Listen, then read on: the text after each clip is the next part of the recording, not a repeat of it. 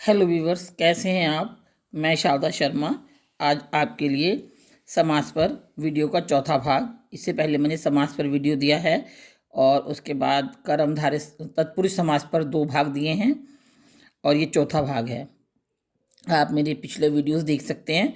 कृपया वीडियोस को स्किप करके ना देखें, नहीं तो आपको विषय समझ में आने में परेशानी महसूस होगी। आइए वीडियो शुरू करते हैं। तीनों वीडियोस मेरे एक दूसरे के साथ लिंक है। तीसरे वीडियो का लिंक इस वाले वीडियो में मैं डाल दूंगी।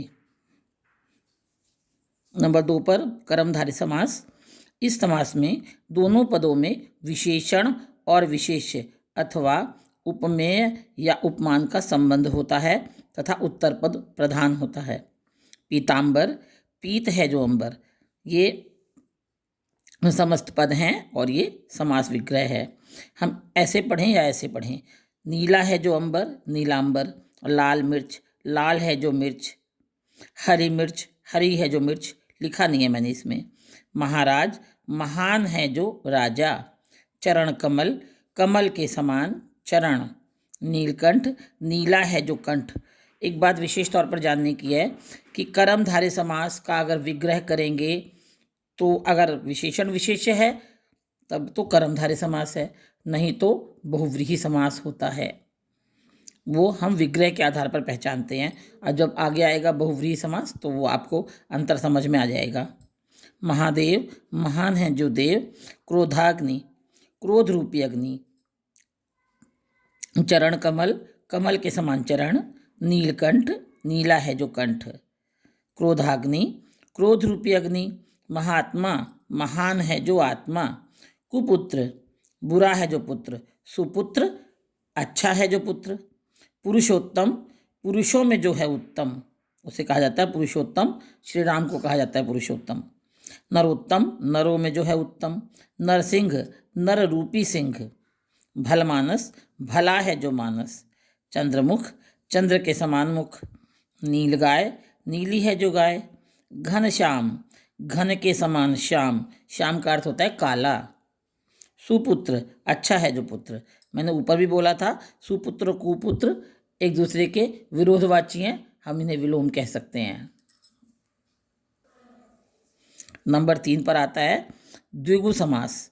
द्विगु का मतलब होता है दुगना। अब दुगना का मतलब है जैसे दो, एक से दो गुना हो गया, इसका मतलब संख्यावाची शब्द है।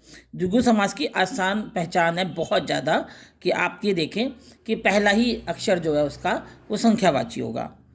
तो इस समास का पूर्व पद यानी कि पहला ही जो शब्द है वो संख्यावाची है तथा समस्त पद उसका ही बोध कराता है, तो वो द्विगु समास होता है। जैसे चौमासा, 4 मासों का समूह। वर्षा काल को कहते हैं चौमासा।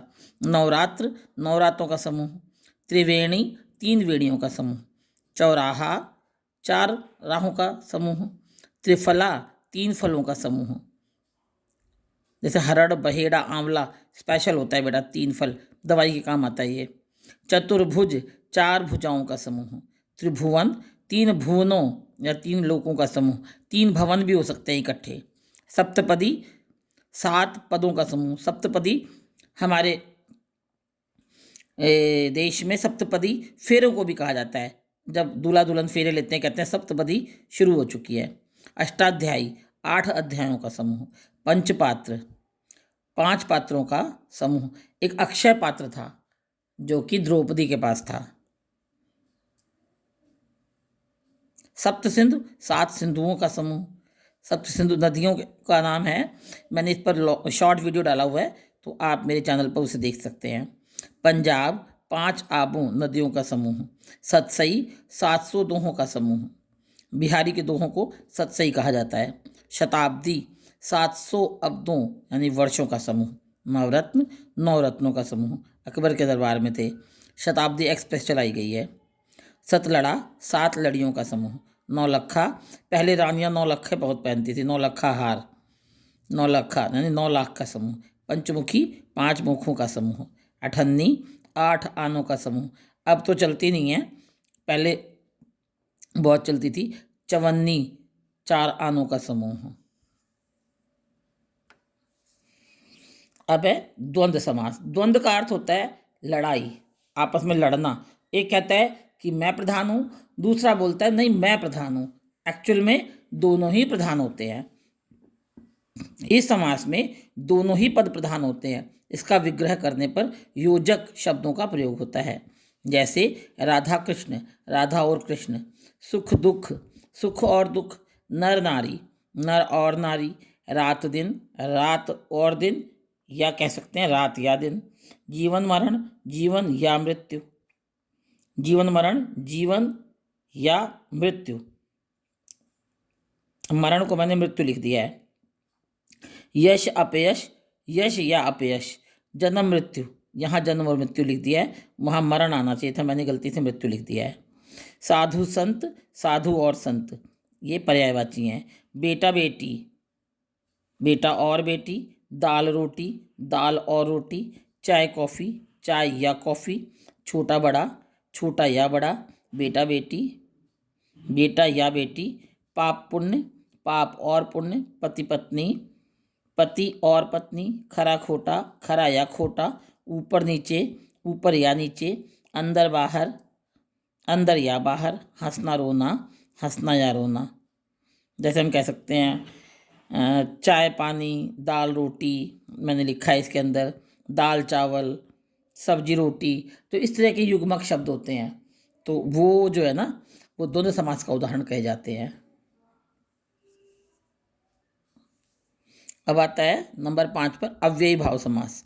जिस समास का पूर्व पद अव्यय तथा प्रधान हो उसे अव्ययी भाव समास कहते हैं। जैसे ये समस्त पद हैं, ये समास विग्रह, बेखटके, बिना खटके के, बेहिचक, बिना हिचक के, घड़ी घड़ी, हर घड़ी, प्रत्येक घड़ी, घर घर, प्रत्येक घर, हर घर, गली गली, इसमें लिखा नहीं है मैंने, हर गली, प्रत्येक गली, हाथों हाथ, एक हाथ से दूसरे हाथ में, बेईमान, बिना ईमान के, बेनाम, बिना नाम के, बेअक्ल, बिना अक्ल के, प्रतिदिन, हर दिन या प्रत्येक दिन, प्रतिफल, हर, प्रतिपल,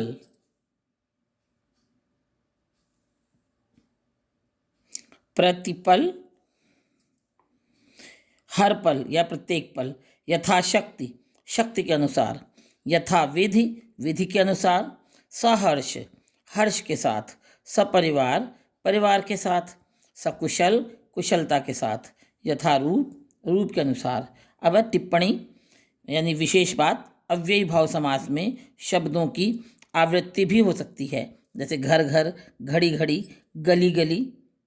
इसके साथ ही मूल शब्द के आगे कुछ उपसर्ग लगाकर भी शब्द बनाए जा सकते हैं। उम्मीद करती हूँ कि वीडियो आपको पसंद आया होगा।